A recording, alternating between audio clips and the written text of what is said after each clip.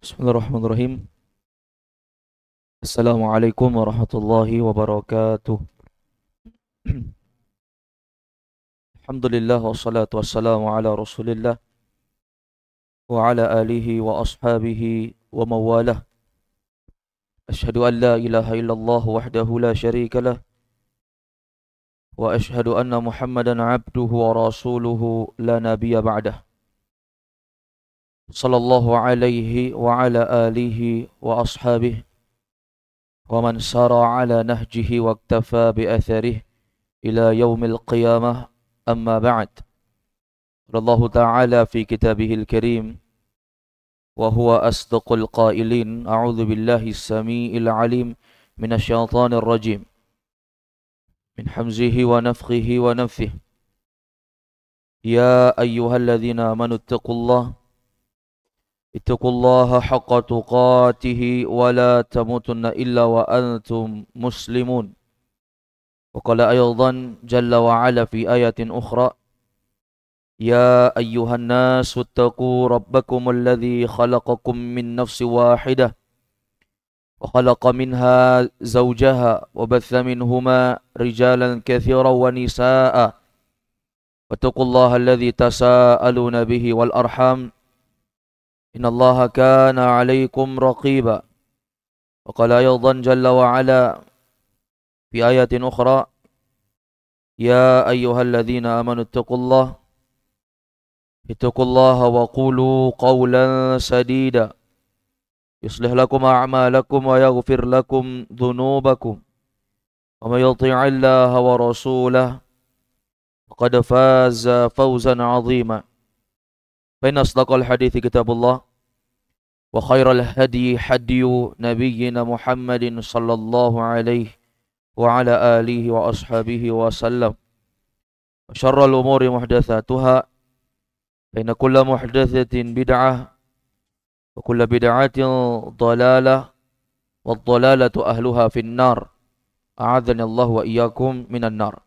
Ma'asyiral muslimin wal muslimat, al-ikhwah wal akhwat, alhamdulillah di malam hari ini kembali kita melanjutkan pembahasan kita membahas kitab Manhajus Salikin karya Syekh Abdurrahman bin Nasir As-Sa'di rahimahullah. Sekarang kita memasuki bab yang baru, faslun fil mashi 'alal khuffaini wal jabirah. Pasal pembahasan yaitu fil mashi 'alal khuffain wal jabirah, tentang perkara mengusap dengan kedua tangan, tentunya tangan yang basah, 'alal khuffain, diusapkan di atas kedua sepatu, wal jabirah, dan diusapkan di atas pembalut. Al jabirah bisa diartikan pembalut, bisa diartikan perban. Telah berlalu kepada kita pembahasan al-mashu. Al-mashu itu artinya mengusap, sebagaimana dalam anggota wudu ada anggota yang tidak dicuci tapi diusap. Allah Ta'ala berfirman di dalam surah Al-Maidah ayat yang ke-6, ya ayyuhalladzina amanu idza kumtum ila shalah faghsilu wujuhakum wa aydiyakum ilal marafiq wamsahu bi ru'usikum wa arjulakum ilal ka'bain. Kata Allah SWT, wahai orang-orang beriman, idza kumtum ila shalah, kalau kalian mau menegakkan salat, faghsilu wujuhakum, cuci wajah. Ini yang pertama dalam berwudu. Termasuk dari wajah itu berkumur-kumur, istinsyak, memasukkan air ke hidung, wal istinthar, dan mengeluarkan. Ini termasuk wajah semua. Kemudian Allah mengatakan wa aydiyakum ilal marafiq, dan cucilah tangan-tangan kalian sampai siku. Ini kalimatnya dicuci. Tapi anggota yang ketiga Allah katakan wamsahu biru'usikum, usaplah kepala kalian. Kepala diusap. Dan makna diusap telah berlalu kepada kita. Dalam pengusapan itu tidak ada urutan kanan dan kiri, itu tidak ada. Beda dengan mencuci. Kalau mencuci Nabi SAW mendahulukan yang kanan. Tapi dalam mengusap tidak ada yang didahulukan, diusap secara bersamaan. Kalau ketika mengusap kepala itu jamaah, nggak ada diusap kanan dulu baru kiri, baru tengah, enggak. Tapi diusap sekaligus. Atau berlalu kepada kita pembahasan bahwa yang namanya mengusap la yaqtadi isti'aban, tidak mesti kena semua. Mengusap itu tidak mesti terkena semua. Intinya hal-hal yang memang diperintahkan untuk diusap, diusap. Adapun perkara yang eh, dipahami sebagaimana mencuci harus terkena semua, kalau mencuci tangan sampai siku ya semuanya harus basah tuh. Tidak boleh ada yang tersisa seujung kuku pun. Ya, kalau mengusap la yaqtadi isti'ab. Dia tidak mesti isti'aban, tidak mesti terkena semua. Ini hal-hal yang berkait dengan mengusap ya, yang terkait dengan mengusap. Ada pembahasan kita di malam hari ini berkaitan dengan mengusap di atas kedua sepatu dan al-jabirah diartikan pembalut atau perban. Jadi telah jelas ya, mengusap itu yaitu mengusap sesuatu dengan tangan yang basah. Jadi ada syariatnya.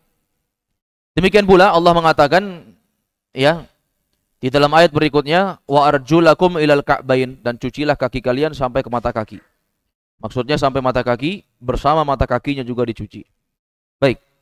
Jadi jelas sekali ini makna mengusap. Kemudian berikutnya yang perlu kita pahami di sini makna al-khuffain. Sesuatu yang boleh diusap. Al-khuffain atau disebut dengan khuf, bahasa kitanya khuf, kalau kita menerjemahkannya sepatu. Tapi khuf itu berbeda dengan sepatu yang biasa. Khuf itu adalah sesuatu ya yang menutupi kaki dan dia biasa digunakan oleh orang-orang bangsa Arab sampai hari ini. Itu akan terus-menerus berjalan. Karena itu dipakai oleh orang-orang Arab untuk perjalanan ataupun saat mereka merasakan dingin, mereka gunakan itu. Dan itu dipakai untuk sholat. Maka khuf itu memiliki ciri-ciri. Yang pertama, dia terbuat dari kulit. Ini namanya khuf. Yang kedua, khuf ini biasanya dia dibuat dengan bentuk telapak kaki, bagian tapak kaki yang tidak berigi. Polos dia jamaah. Beda sepatu biasa kan, sepatu kita ya didesain dengan ada gerigi di bawahnya. Kalau enggak ya terpleset kita, jatuh. Tapi khuf ini polos. Makanya kalau dia kotor, orang-orang Arab, banyak bangsa Arab itu di daerah sana gurun pasir. Kalau kotor ya tinggal digosokkan aja ke pasir bersih. Nggak ada kotoran yang menempel. Ada kata pun terkena najis ya tinggal digosokkan saja dan dia bersih. Berbeda kita, kalau kita sepatu kita menempel kotoran ya tidak bisa bersih karena masuk di sela-sela gerigi-gerigi yang ada di sepatu tersebut. Ini ciri yang kedua. Ciri yang ketiga, khuf itu memiliki tinggi sampai menutupi mata kaki. Ini baru namanya khuf. Kalau kita kan sepatu jarang. Ya pertama dia nggak terbuat dari kulit. Yang kedua ada geriginya. Itu berseberangan dengan khuf. Yang ketiga sepatu yang biasa kita gunakan itu nggak menutup mata kaki. Oh ada Ustadz. Sepatu yang menutupi mata kaki? Ada. Ada. Tapi yang pertama, dia tidak memenuhi syarat yang pertama. Dia tidak terbuat dari kulit. Yang kedua, ya, dia ada gerigi di bawahnya. Kemudian, khuf itu tidak tipis. Khuf tidak terbuat dari sesuatu yang tipis. Tipis dalam artian kalau dibasuh, nembus ke kaki. Nah, ini tidak memenuhi syarat. Karena kalau misalnya tembus terkena kaki sekalipun, berarti tidak ada gunanya mengusap di situ. Ini yang disebutkan oleh para ulama. Ya, al-fuqaha rahimahumullahu taala. Ini namanya khuf. Dan berlaku juga untuk kaos kaki. Ya, untuk kaos kaki. Nah, selama kaos kakinya memenuhi beberapa syarat. Kalau untuk kaos kaki bisa untuk diusap.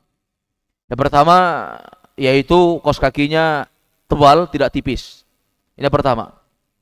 Yang kedua, kaos kakinya menutupi mata kaki. Yang ketiga, kaos kaki yang boleh diusap, maka itulah kaos kaki yang tidak bolong dengan bolong yang besar. Kalau kaos kakinya bolong, besar, sampai keluar jarinya misalnya, atau biasanya bolong di bagian tumit ya, sampai keluar tumitnya, maka kalau seperti ini tidak boleh untuk diusap. Dia harus membuka dan mencucinya. Baik, ini yang boleh untuk diusap. Kemudian yang berikutnya, al-jabirah. Ya, yaitu perban. Ini al-jabirah pada makna asalnya, al-jabirah itu adalah sesuatu penutup ya, yang terbuat dari apa saja yang dia memang digunakan untuk menutupi luka disebabkan patah tulang. Ini biasanya kan ada orang-orang yang kena penyakit patah tulang misalnya. Kemudian orang-orang Arab itu biasanya kalau misalnya patah lengannya itu disambung, apakah dimasukkan kayu. Kalau kita zaman sekarang lebih canggih lagi daripada itu ya. Tapi biasanya ada kayu supaya untuk meluruskan kembali tulang yang patah. Kemudian dililit dengan sesuatu. Ini lilitan ini namanya al-jabirah. Ya, bahasa kita lebih mudahnya perban, pembalut. Ini dalam berwudu, ini pembahasan al-mashu 'alal khuffain ini dalam berwudu. Di dalam berwudu yang namanya khuf, sepatu, ini kalau para jamaah mau melihat bisa melihat di internet, tulis saja KHUF, khuf. Tulis bentuk gambar khuf, muncul di internet nanti bagaimana gambarnya, bisa kita lihat. Dia warna coklat yang terbuat dari kulitnya. Ada warna-warna lain. Kemudian kalau mau dibeli juga kita sudah mudah bisa membeli secara online juga. Ya, nggak mesti ke Arab untuk beli, tapi biasa digunakan oleh orang Arab. Nah, ini khuf, demikian pula al-jabirah, itu ada pembahasannya di dalam fikih. Saat kita berwudu khususnya. Saat kita berwudu jamaah sekalian, kadang ada orang yang susah untuk membuka khuf bolak-balik ya, demikian pula kaos kaki. Selama kaos kaki yang memenuhi syarat yang kita sebutkan di awal tadi, dia tidak perlu untuk membuka. Dia boleh untuk mengusap di atas keduanya. Tidak perlu untuk membuka. Ya, tidak perlu untuk membuka. Makanya dalam riwayat sangat banyak sekali. Di dalam riwayat para imam ahli hadis, Nabi SAW ketika sholat, beliau pakai khuf. Beliau memakai khuf. Dan tentunya khuf yang beliau pakai itu sudah jelas bersih dan terhindar dari najis. Makanya kalau suatu saat kita pergi umrah, sholat di Masjidil Haram, kita akan banyak lihat tuh orang-orang yang sholat pakai khuf. Makanya kita teriak, oh ini sholat pakai sepatu, nggak sah semua sholatnya. Nah ini keliru. Karena itu dipakai dan digunakan oleh Nabi SAW, para sahabat dan khususnya keumuman bangsa Arab menggunakan itu. Hatta sampai zaman sekarang. Sampai zaman sekarang. Demikian pula perban. Kan nggak mungkin perban dicuci. Ya, kalau ada luka kemudian harus ditutupi, kan nggak mungkin dicuci. Maka bagaimana cara membersihkannya? Itu dengan cara diusap saja. Cukup dengan cara diusap sebagaimana yang telah kita jelaskan. Ma'asyiral muslimin azakumullah, sebenarnya pembahasan mengusap di atas kedua sepatu atau khuf, demikian pula mengusap di atas al-jabirah perban, itu adalah bentuk keringanan. Itu bukan cara utama ya. Itu adalah bentuk keringanan dari Allah Subhanahu wa taala. Bagi orang-orang yang mereka memiliki kesulitan, ada keringanan di dalam Islam ini dan sangat banyak sekali keringanan.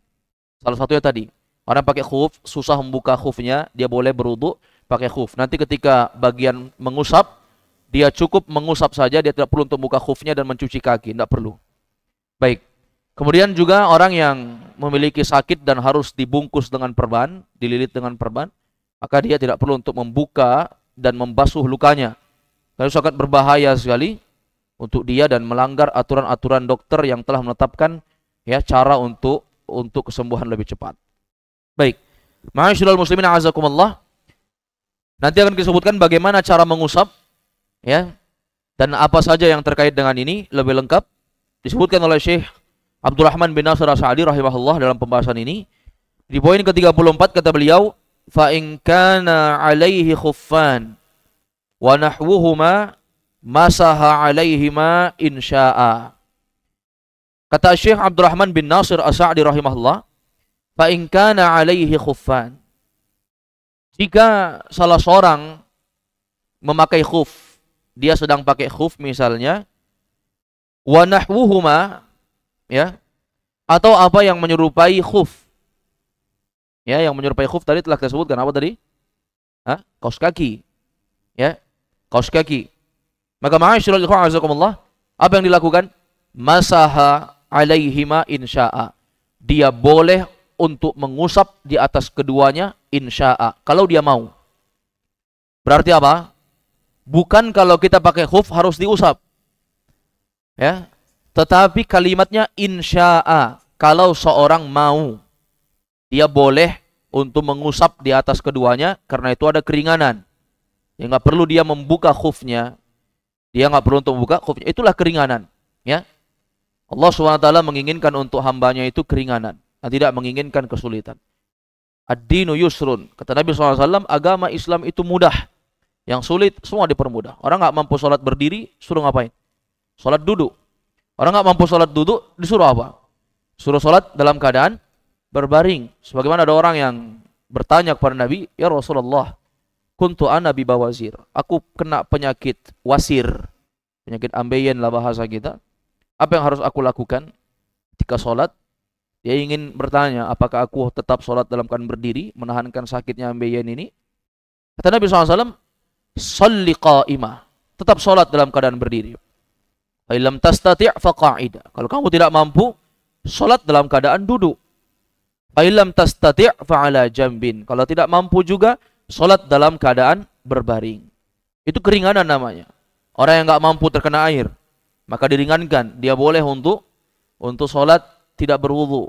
Dia boleh bertayamum. Dan tayamum menggantikan hadas besar dan hadas kecil.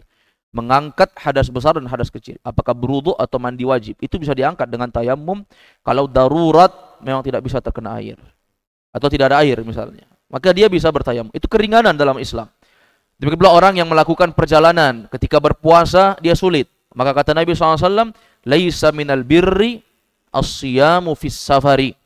Bukan dari kebaikan seorang berpuasa dalam keadaan dia sedang bersafar. Jadi kalau kita bermusafir ada keringanan untuk tidak puasa, ya. Tapi apa yang dilakukan? Dia mengganti di hari yang lain nanti di luar bulan Ramadan. Kemudian lagi apa lagi? Sangat banyak sekali keringanan-keringanan yang lain, ya. Di antaranya orang musafir itu, ya, mereka boleh untuk jamak, menggabungkan dua sholat, ya. Demikian pula mereka boleh qasar, boleh meringkas sholat, yang dua jadi empat, yang empat jadi dua. Adapun yang tiga tetap tiga, ya, tidak bisa jadi dua. Baik, wallahu a'lam bishawab. Ini ma'asyiral ikhwan azakumullah. Jadi itu keringanan semuanya.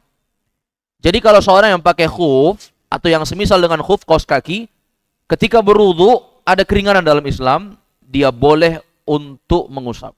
Nah, perlu ketahui jamaah sekalian dimuliakan oleh Allah, dalil yang menyebutkan disyariatkannya untuk mengusap di atas khuf itu adalah hadis Nabi sallallahu alaihi wasallam. Sebagai Nabi sallallahu alaihi wasallam, ya, pernah beliau alaihi salatu wassalam ingin dibukakan khufnya oleh Mughirah.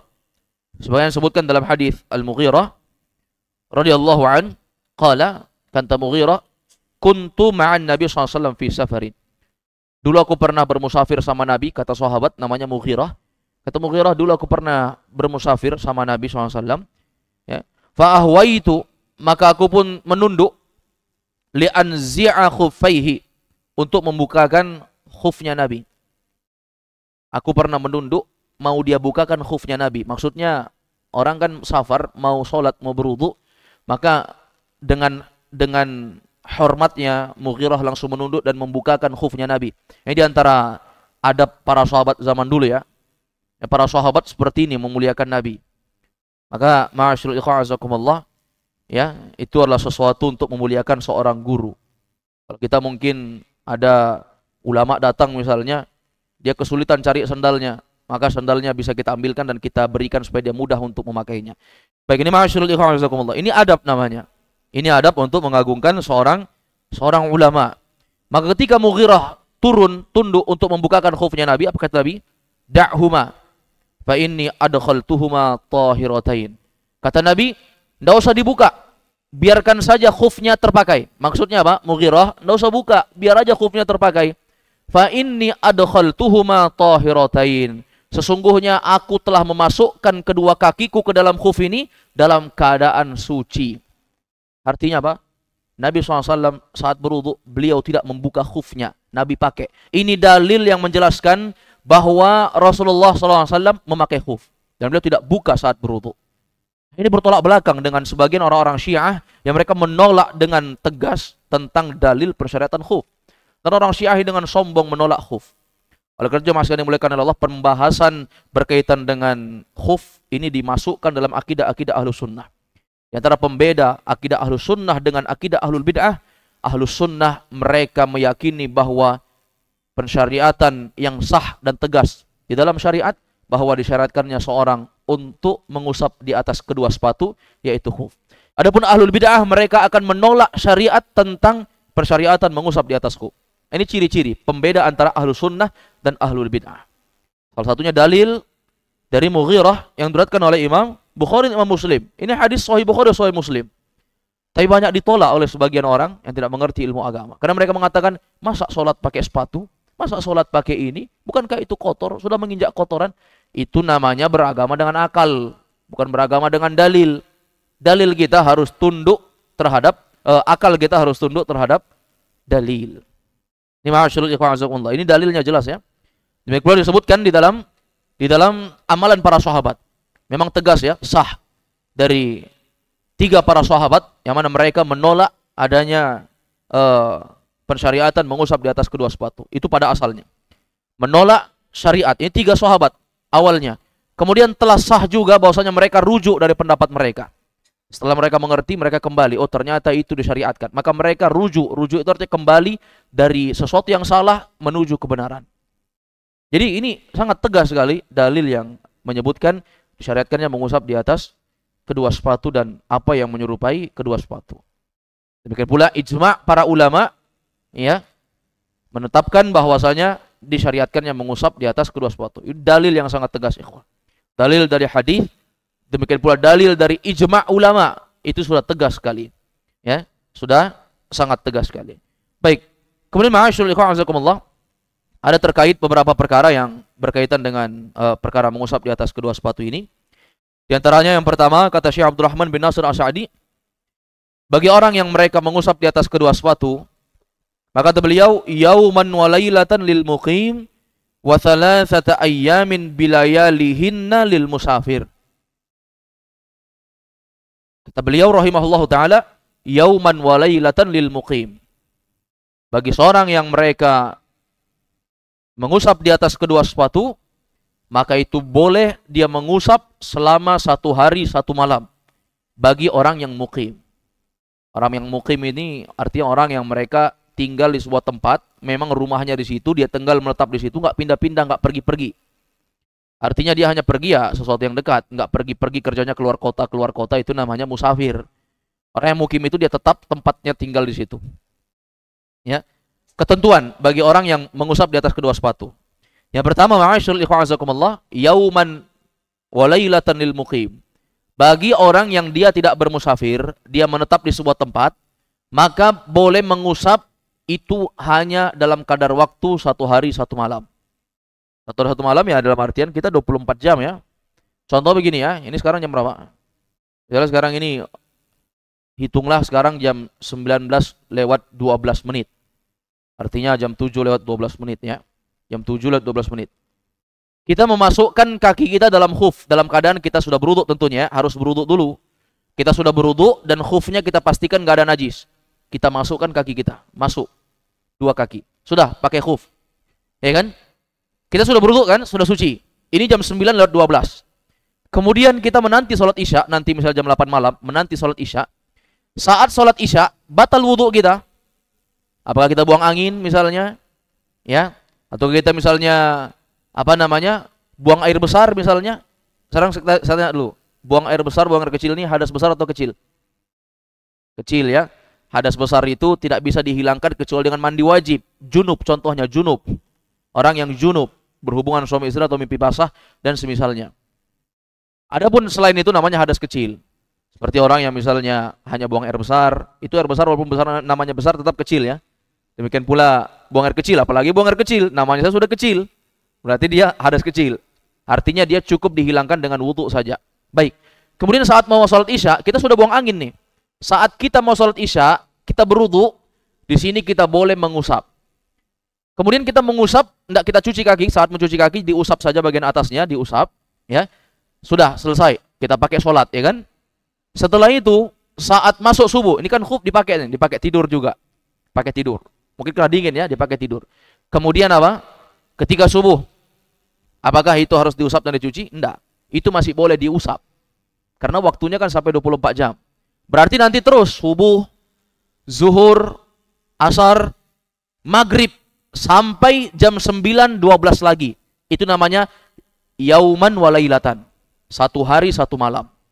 Barulah setelah itu dia harus buka dan dia harus cuci ulang. Baru nanti kalau mau dia pakai, ngulang lagi nanti 1 hari. Paham nih? Selama 24 jam. Itu boleh dia usap selama dia tidak berhadas besar. Paham antum? Kalau berhadas besar dia harus buka, cuci dan mandi wajib. Karena kalau misalnya hadas besar kan harus basah semua dari ujung kepala sampai ujung kaki. Artinya kalau misalnya dia mengusap jam 19:12 malam, tiba-tiba pagi jam 9 pagi dia berhubungan suami istri, dia harus mandi wajib nih untuk sholat zuhur. Apakah dia mencuci atau mengusap? Jawabnya nggak boleh mengusap karena sudah batal ketentuannya karena dia sudah terjatuh dalam hadas besar. Adapun selama 24 jam kalau dia hanya berhadas kecil, boleh untuk mengusap. Paham ya? Jadi itu berlaku 1 hari 1 malam untuk orang yang mukim. Adapun kata beliau, wa thalathata ayyamin bilayalihinna lil musafir. Untuk orang yang musafir, mengusap di atas khuf itu boleh selama 3 hari 3 malam. Ya, kalau 1 hari 1 malam 24 jam, berarti 3 hari 3 malam berapa jam? Hah? 60? 60 berapa? Hah? 70? 70 berapa? 72 jam. Itu 3 hari 3 malam ya. Hitung saja dari jam kita start, hitung sampai 72 jam.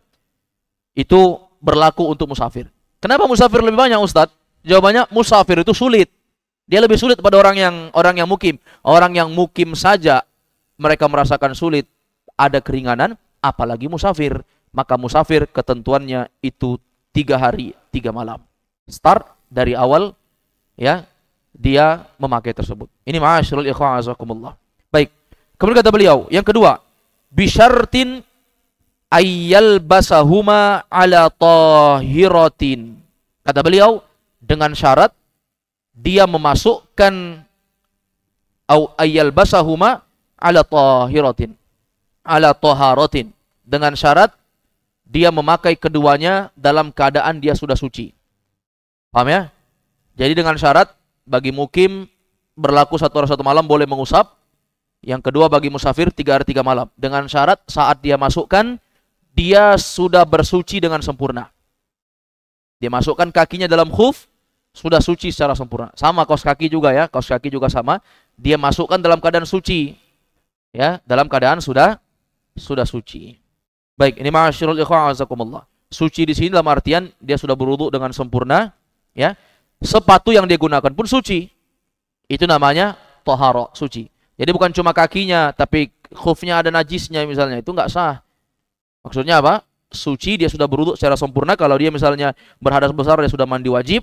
Kalau dia perlu berwudu saja, berhadas kecil, dia cukup berwudu, sudah suci secara sempurna. Dia berwudu sempurna ya, bukan berwudu kakinya enggak dicuci. Dia berwudu sempurna, itu namanya ala taharah. Yang kedua, khuf yang dia pakai juga suci. Ini ketentuan. Kemudian ketiga, kata beliau, wala yamsahahuma illa fil hadatsil asghar. Tidak boleh dia mengusap keduanya kecuali kalau dia hanya berhadas kecil. Artinya kalau dia berhadas besar, dia nggak boleh mengusap. Harus dibuka dan dia mandi wajib. Paham ya? Ini ketentuan yang disebutkan oleh Syekh Abdurrahman bin Nasir As-Sa'di rahimahullahu ta'ala. Jadi jelas sekali jamaah sekalian dimuliakan oleh Allah SWT. Apa dalil kita memasukkannya harus dalam keadaan suci? Hadis Mughirah yang telah kita bacakan tadi, riwayat Imam Al-Bukhari, Imam Muslim, ketika Mughirah ingin membukakan sepatu Nabi SAW, khufnya Nabi, kata Nabi SAW, da'huma, biarkan saja keduanya terpakai di kakiku. Fa inni adkhaltuhuma tahiratain. Aku sudah pakai dalam keadaan, ya, aku masukkan kakiku kepada 2 khuf ini dalam keadaan kakiku suci dan khufnya juga tidak ada najisnya, suci. Itu dalilnya jemaah sekalian yang dimuliakan oleh Allah Subhanahu wa taala. Disebutkan oleh Syekh Abdurrahman bin Nasir As-Sa'di rahimahullah, kata beliau, an Anas marfu'an, ya, idza tawadda ahadukum wa labisa khuffaihi falyamsah 'alaihima wal yusalli fihima wa la yakhla'huma in syaa'a illa min janabatin. Rawahu al-Hakim wa sahhahahu. Kata Syekh Abdurrahman bin Nasir As-Sa'di rahimahullah, dari Anas bin Malik diriwayatkan secara marfu bahwa Nabi SAW bersabda. Apa kata Nabi? Idza tawadda ahadukum, apabila salah seorang di antara kalian berwudu. Ya, ini kalimatnya ahadukum umum dia untuk laki-laki ataupun perempuan. Ini berlaku, mengusap khuf ini bukan cuma untuk laki-laki, untuk perempuan juga sama, ya.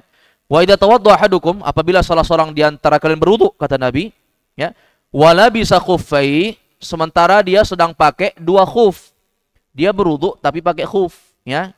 Falyamsah alaihima, maka hendaknya dia mengusap di atas keduanya. Perhatikan hadisnya. Hendaknya dia mengusap di atas keduanya. Saya contohkan ya. Ini kan bentuk kaki ya. Ini saya contohkan secara zahir. Ini kan bentuk kaki. Kemudian yang diusap itu alaihima. Sebagaimana perintahkan Nabi. Falyamsah alaihima. Usaplah di atas keduanya. Artinya ini kaki diusap di atasnya. Di atasnya saja. Di atas kaki. Maksudnya di atasnya apa? Punggung kaki yang diusap di atasnya. Ya. Mungkin kita bertanya ini, ma'asyiral muslimin. Loh, kenapa yang diusap atasnya? Bukankah yang menginjak-nginjak jalanan itu adalah bagian bawah? Nah, ini ma'asyiral ikhwan, itulah bentuk bahwa akal kita wajib tunduk kepada apa yang diajarkan Allah dan apa yang diajarkan oleh Nabi. Andai kata kita beragama itu pakai akal dan dahulukan akal dibandingkan Quran dan hadis, seperti orang filsafat yang nggak mengerti dan tidak menerima Quran dan hadis, mereka bilang, kami orang filsafat, kami bebas memikir, kami bebas mengemukakan pendapat. Alhamdulillah. Ini disebut dengan orang-orang yang mereka tidak punya salaf, nggak punya dalil. Nggak ada dalilnya. Kenapa? Karena dalilnya akal. Ini disebut dengan aqlaniyun. Ya, orang-orang falsafah, orang-orang filsafat. Nah, ini banyak sekali di dunia perkampusan. Bukan hanya para mahasiswa. Ternyata mahasiswa itu pun mengadopsi pemikiran para dosen yang bertitel profesor doktor, tetapi tidak menerima Quran hadis dan beramal dengan akal. Dengan dalil, kami orang filsafat, kata dia. Ya, banyak itu SAG sarjana agama filsafat Islam. Ya, tidak menerima dalil. Mereka mengatakan apa? Ya, harusnya di bawah yang diusap. Kalau kita kan harusnya apa? Kita memahami syariat seperti apa yang diajarkan Nabi. Coba lihat di dalam hadis yang diriwayatkan oleh Imam Abu Daud. Demikian pula hadis ini diriwayatkan oleh Imam Daruqutni, Al-Baihaqi dan para ulama yang lain. Di dalam hadis Ali bin Abi Thalib radhiyallahu anhu. Kata Ali radhiyallahu anhu, ini ucapan Ali bin Abi Thalib radhiyallahu anhu, anak menantunya Nabi, khalifah yang keempat. Beliau sahabat yang mengambil ilmu langsung dari Nabi SAW. Apa kata Ali? Lau kanat dinu birra'yi lakana asfalul khuf awla bil mashi min a'lahu. Ya, wa qad ra'aitu Rasulullah SAW yamsahu ala zahiri khuffaihi. Apa kata Ali? Lau kanat dinu birra'yi, andai kata agama Islam ini dipahami dengan akal, pendapat pribadi, kata beliau, lakana asfalul khuffi aula bil mashi min a'lahu. Maka niscaya bagian bawah pada khuf itu lebih pantas untuk diusap daripada atasnya. Kalau agama ini kita pahami pakai akal, kata Ali, tentu lebih baik bawahnya yang diusap. Kenapa? Atasnya. Harusnya bawahnya yang kotor. Tapi kata Ali, laqad ra'aitu Rasulullah SAW yamsahu ala zahiri khuffai. Dan sungguh aku telah melihat Nabi dalam proses pengusapan di atas khuf, beliau mengusap punggung kakinya bagian atas. Ada yang bilang punggung kaki bagian bawah? Kan nggak ada. Orang bodoh pun tahu. Mana punggung kaki? Bagian atas. Pasti orang bilang seperti itu. Yang bawah apa namanya? Telapak kaki. Anak kecil pun tahu itu. Ini ma'asyiral ikhwan jazakumullah. Jelas ya? Dalil yang menunjukkan bahwa akal kita harus tunduk dengan syariat. Ini ada orang bodoh lagi sebagian mengatakan, oh itu bodoh itu. Beragama nggak pakai akal, kata dia. Nah, ini bodoh lagi. Bukan beragama nggak pakai akal. Beragama tentu pakai akal. Bagaimana kita bisa memahami Quran hadis kalau nggak pakai akal? Tetapi akal kita tunduk dengan Quran hadis. Bukan Quran hadis kita akal-akali dengan akal kita. Ini yang keliru. Ini sebagian orang dikatakan, oh agama itu nggak boleh dengan akal. Maksudnya apa? Kok kalian beragama nggak dengan akal? Berarti yang orang-orang yang berkelompok di sana tuh nggak berakal, kata dia. Ya, naudzubillah. Maksudnya kita beragama itu nggak boleh mendahulukan akal. Kita pahami Quran hadis itu sesuai dengan apa yang diajarkan Nabi. Pengamalannya kan dicontohkan Nabi. Bukan kita tidak memakai akal. Akal kita tidak boleh kita dahulukan kalau ada Quran dan hadis. Karena andai kata agama dengan akal, kata Ali bin Abi Thalib, niscaya yang bagian bawah lebih pantas untuk diusap. Tapi aku melihat Nabi, kata Ali, beliau yamsahu ala zahiri khuffai. Beliau mengusap di atas keduanya. Jadi jelas ya? Ini prakteknya, ini kaki kita diusap. Yang mana Ustadz Luan? Kanan atau kiri? Jawabannya telah kita jelaskan. Mengusap itu nggak ada urutan. Beda dengan mencuci. Jadi langsung diusap. Mengusapnya pakai apa Ustadz? Mengusapnya pakai tangan kita yang basah bekas berwudu tadi. Kan mencuci wajah, kemudian mencuci tangan, kemudian mengusap kepala. Ini kan basah tangan. Saat mencuci kaki, nggak usah dibuka. Diusap saja punggungnya. Loh, mengusapnya yang bagian mana Ustadz? Pinggir-pinggirnya diusap nggak? Atau cuma tangannya saja? Sudah kita jelaskan juga. Yang namanya mengusap dalam definisi bahasa Arab, la yaqtadi isti'aban. Nggak mesti kena semua. Nggak mesti kena semua. Beda mencuci. Paham ya? Ini ma'asyiral ikhwan, pembahasan ringan tetapi berat menurut orang yang tidak mengerti dan tidak mau untuk memahami syariat berdasarkan Quran dan hadis. Baik, ini ma'asyiral ikhwan azakumullah. Jadi jelas dalam mengusapnya.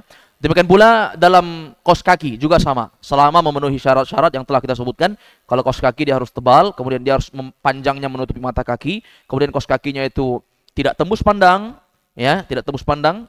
Kemudian kaos kaki yang tidak robek dengan robek yang besar. Kalau keluar jarinya semua, apalagi kaos kaki yang memang nggak ada bagian nanunya, cuma bagian dari tumit sampai mata kaki aja. Ada seperti itu kaos kaki ya. Biasanya orang kan kaos kaki itu panas, tapi anak-anak sekolah ini biasanya hanya untuk mengelabui gurunya. Pemeriksaan nggak pakai kaos kaki ditangkap misalnya. Ya akhirnya beli kaos kaki yang menutupi dari tumit sampai ini mata kaki. Jari-jarinya keluar semua. Nah, ini nggak sah. Yang seperti ini nggak sah, dia harus buka cuci. Paham ya? Baik, ini ma'asyiral ikhwan azakumullah. Kemudian kata beliau, ya, wala bisa khufaihi, hendaklah seorang mengusap saja, falyamsah alaihima, dan dia mengusap di atas keduanya. Wal yusalli fihima, kata Nabi SAW, hendaklah dia solat dengan keduanya. Artinya solat dengan itu, nggak usah dibuka. Ya, jangan ketika berwudu seorang mengusap kemudian dia buka, sama saja. Ya, ini maksudnya diusap karena memang sulit untuk dibuka, dipakai untuk solat, ya kan? Wala yakhla'huma insya'a, dia nggak perlu untuk membuka, janganlah dia membukanya kalau dia mau, illa min janabatin, kecuali kalau junub. Kenapa kalau junub harus dibuka? Hah? Kata Nabi, jangan dia buka kecuali kalau junub. Kenapa kalau junub harus dibuka?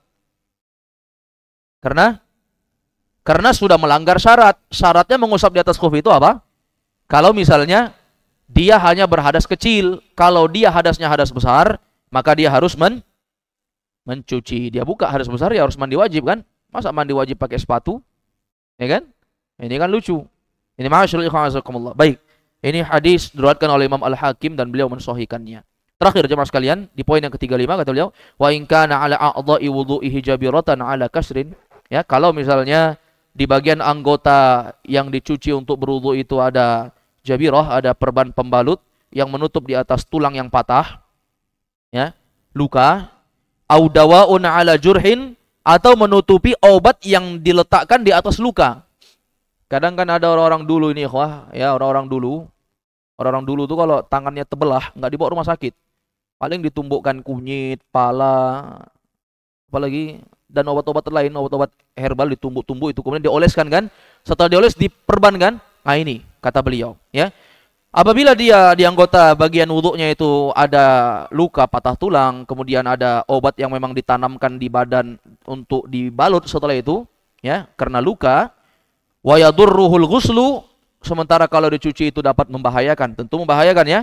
Patah tulang suruh mandi, gimana? Dokternya marah-marah nanti. Oh, saya lebih ikut Allah daripada ikut dokter. Dokter bilang jangan dibasahi, tapi Allah bilang suruh cuci. Ah, ini dia menentangkan antara Allah dengan dokter nih kalau seperti ini. Ya, sebenarnya otak dia yang salah. Kenapa? Karena dia keliru dalam memahami. Allah memang perintahkan untuk cuci. Faghsilu aydiyakum, cuci tangan kalian kata Allah kalau berwudu. Tapi ada keringanan. Bagi orang yang sakit ada keringanan. Makanya jangan memahami agama itu dengan Quran saja. Itu bisa fatal agama kita. Sebagaimana kelompok-kelompok Quraniyun, ya, ingkarus sunnah, kelompok Quraniyun yang hanya menerima Quran, nggak mau tolak, nggak menerima hadis, atau mereka cocok disebut dengan golongan ingkarus sunnah, yang kerjanya ngingkari sunnah. Sunnah itu nggak ada kata dia, Quran aja. Amalan dia Quran, sunnah nggak ada sama dia. Kenapa? Sunnah itu ucapan Nabi. Nabi manusia biasa, bisa benar bisa salah, kita nggak terima. Tapi Quran benar semua, kita terima. Ini kelompok aqlaniyun, Quraniyun, ingkarus sunnah. Baik, ini ma'asyiral ikhwan azakumullah. Jadi dalam hadis itu Nabi SAW menyebutkan keringanan-keringanan, ya. Wa yadurruhul ghuslu, kalau memang darurat, ya, untuk dicuci darurat nggak bisa, bahkan berbahaya, ya, maka kita tidak boleh untuk mencucinya. Justru kita untuk mengusap. Apalagi dokter bilang, Pak, ini tangan bapak fatal kalau kena air, jangan kena air. Maka apa kita tayamum? Jawabnya tidak tayamum. Karena kan yang nggak boleh kena cuma anggota wudhu yang patah tangan misalnya, patah tangan. Cuma tangannya aja, kaki, kepala semua kan bisa. Maka jangan tayamum. Tayamum itu nggak bisa kena air, nggak ada air. Ini kan air ada, Anda bisa kena air. Yang nggak bisa cuma ini saja, tangan yang patah tadi. Maka itu diusap saja. Mengusapnya berapa kali? 3 kali, 2 kali, 1 kali? Jawabnya mengusap itu 1 kali saja. Tidak ada bilangan 2 sampai 3. Mengusap itu cukup 1 kali saja. Tentunya dengan tangan yang basah diusap 1 kali saja. Jangan ditampung air ya. Tampung air, oh ini katanya usap nih. Tampung air dibasahkannya baru diusapnya. Sama saja kalau seperti itu dengan dicuci. Mengusap itu pakai air sisa. Sama dengan mengusap kepala. Nabi bukan menampung tampung air banyak atau cidu air banyak kemudian kasuhin kepalanya sehingga basah. Itu keliru. Itu bukan mengusap namanya. Itu mandi namanya. Orang anak-anak kecil yang tidak tahu ilmu pun tahu ini kenapa basah, mandi ya. Pasti dia bilang mandi. Abi mandi ya, kok basah kepalanya? Mandi pasti dia bilang kan. Yang namanya mengusap itu tidak basah, dia hanya pakai sisa-sisa diusapkan.